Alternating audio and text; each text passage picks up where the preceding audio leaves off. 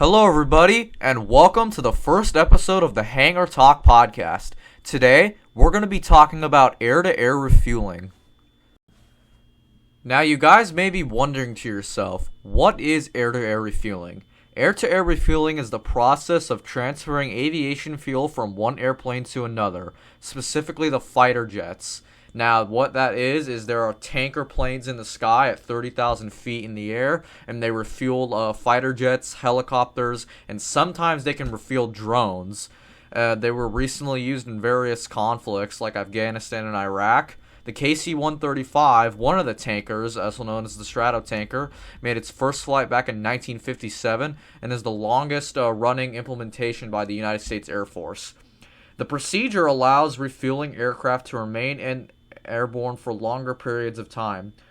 Early experiments took place in the 1920s. Two flying aircraft flew in formation with a hose that ran down from a handheld fuel tank on one of the aircraft and placed onto the other aircraft.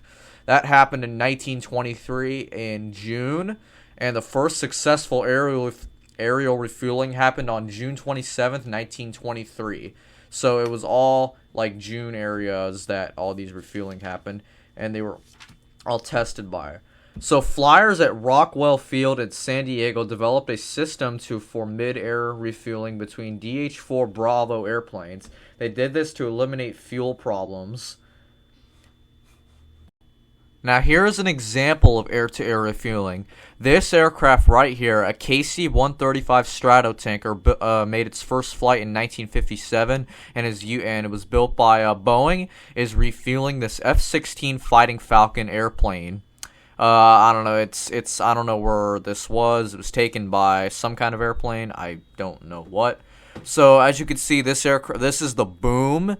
The hose, it comes down and it refuels and it hooks on to the little fuel tank right there, and it gives the airplane gas.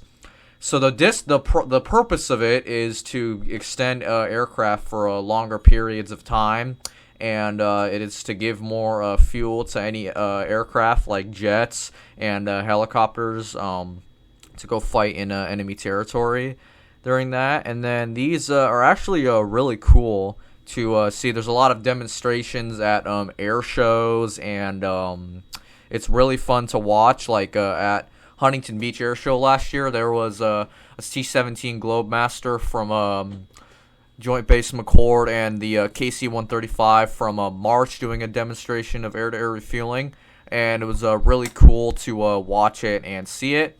So yeah, it was really fun to watch that at Huntington Beach. And there was another one.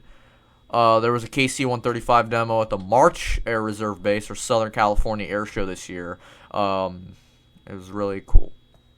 Now here's another picture of a KC-135 Strato tanker. This is the one from March Air Reserve Base out in Moreno Valley, California. This one has the boom or the little tanker nozzle that you refuel the aircraft with. This is down. And this after it broke away from the C-17 during the C-17, they passed over the beach, and then the C-17 made a few flybys. So this is really cool. It's got the boom down, and it's just flying over the area that the air show was in. It didn't do a demonstration because it was just there, or well, it kind of did a demonstration, but it didn't really like do a full demonstration. It just did a half flyby, and then that was it. I did see it fly over. I was playing baseball with some friends on the next day. I wasn't at the air show that day, but I did see it fly over. The boom was not down. It was in back up. So it was really cool to see that guy. KC-135 is a cool airplane, and so it made its first flight in 1957. It's the longest running implementation by the United States Air Force. And it's really cool to see the KC-135. The K stands for tanker, and the C stands for transport. So tanker, transport, 135, and then A, B, C, Alpha, Bravo, Charlie model. So yeah, KC-135 is a cool aircraft, and yeah, so it's cool. So here's another video or picture I took of while I was attending the Pacific Air Show of the C-17 being refueled by the KC-135. It's actually not being refueled. I think it finished being refueled. So it's actually it's actually higher than it. And so the differential of air-to-air refueling, you have to be 100 feet away from the aircraft, and altitude of, or I want to say it's 3,000 feet, and the speed is 230 knots of air-to-air refueling. So that's what happens. It's very dangerous refueling, I'll tell you that. That it's a very dangerous thing. So I caught it. I think it was doing a refueling, but I caught it kind of late. So I did catch it with the C-17 going in, so that was kind of cool. So here's the C-17. The C-17 is one of my favorite airplanes.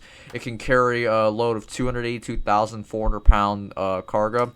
And when the C-17 actually passed, it was kind of quiet because there were a lot of people and it was heavy populated. When it's less populated, the C-17 is louder. So yeah, the KC135 has its boom or tanker or fuel hose down, and it's really cool. And getting it, that was a good shot I got of it. So that's all for my air-to-air refueling episode. We hope you guys enjoyed that. I kind of need so I hope you guys enjoyed it, and let me guys know what episode or thing you guys want me to talk about next episode. All right, we'll see you guys next time. All right, bye bye everyone.